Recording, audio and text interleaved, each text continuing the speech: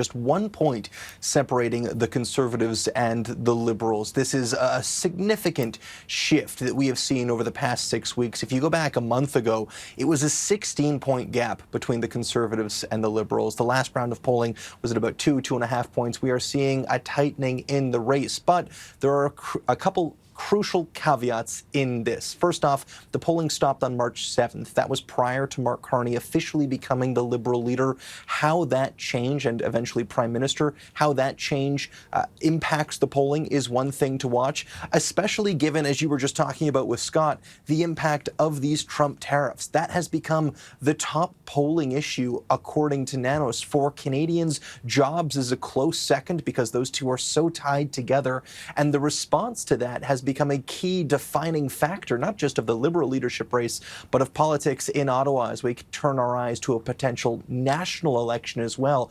And in the response to that, Justin Trudeau has been front and center, and as he's been responding, we've seen his personal favorability soar. He has become as likable as he has been in the past 12 months, setting a 12-month high.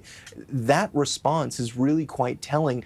And so the question then becomes, how do you separate this Liberal polling, this closing of the gap, from the Trump tariffs and Justin Trudeau's increase in favorability? How much is it attributable to Justin Trudeau? How much of it is attributable to the international situation? And how much is attributable to Mark Carney? Obviously, all three are playing a factor. And so as we move forward in polling, that's going to be the key thing to watch. Do we see a shift in these numbers? Do we see a new trend once Mark Carney takes over officially? Once he's not just Liberal leader, but Prime Minister, when he's the person fronting tariff press conferences and we enter an election campaign?